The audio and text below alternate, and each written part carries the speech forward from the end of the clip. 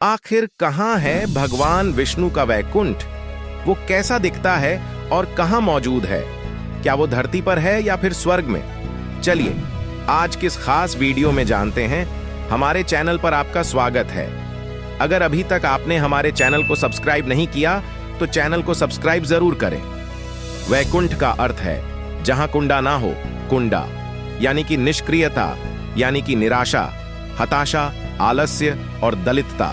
इसका मतलब यह है कि वैकुंठ धाम ऐसा स्थान है जहां कर्महीनता नहीं है, निष्क्रियता नहीं है।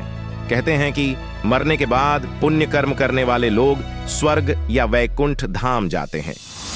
हालांकि वेद ये नहीं कहते कि मरने के बाद लोग स्वर्ग या वैकुंठ जाते हैं। वेदों में मरने के बाद की गातियों के बारे में उल्लेख मिलता है और मोक्ष क्या होता है इस पर भी आज हम बात करेंगे। मित्रों, हिंदू धर्म के अनुसार कैलाश पर महादेव ब्रह्मलोक में ब्रह्मदेव बसते हैं। उसी तरह भगवान विष्णु का निवास वैकुंठ में बताया गया है। वैकुंठ लोक की स्थिति 3 जगह बताई गई है, धरती पर, समुद्र में और स्वर्ग के ऊपर। वैकुंठ को विष्णु लोक और वैकुंठ सागर भी कहते हैं। भगवान विष्णु के बाद इसे गोलोक भी कहने लगे, क्योंकि श्री कृष्ण और विष्णु एक ही हैं। इसीलिए श्री कृष्ण के निवास स्थान को भी वैकुंठ कहा जाता है। तो उसको धरती पर पहला वैकुंठ धाम कहाँ कहाँ है, चलिए जानते हैं। धरती पर बद्रीनाथ, जगन्नाथ, पूरी द्वारिकापुरी को ही वैकुंठ धाम कहा जाता है। चारों धाम में सर्वश्रेष्ठ, हिंदुओं का सबसे पावन तीर्थ बद्रीनाथ नर और नारायण पर्वत श्रृंखलाओं से घिरे हैं। अलकनंदा नदी के बाएं तट पर नीलकंठ पर्वत श्रृंखला की पृष्ठभूमि पर भी ये स्थित है। भारत के ऊपर में स्थित यह मंदिर भगवान विष्णु का दरबार माना जाता है। बद्रीनाथ धाम में सनातन धर्म के सर्वश्रेष्ठ देव श्री बद्री नारायण भगवान के 5 स्वरूपों की पूजा अर्चना होती है। इसीलिए इन्हें भी वैकुंठ धाम कहा जाता है। अब बात करते हैं दूसरे वैकुंठ धाम की।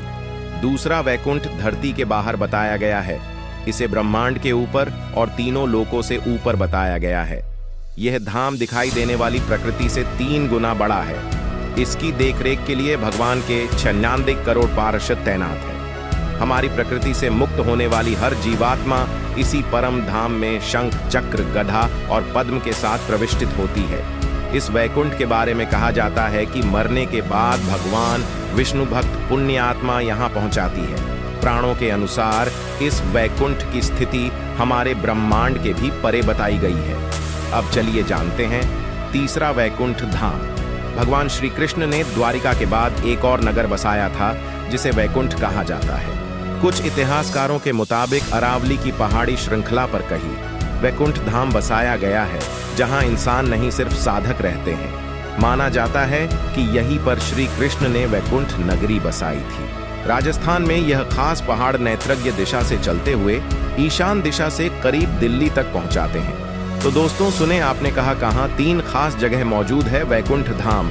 अगर आपको ये वीडियो अच्छी लगी हो तो वीडियो लाइक करें, हमारे चैनल को सब्सक्राइब करें और ज्यादा से ज्यादा शेयर जरूर करिएगा। धन्यवाद।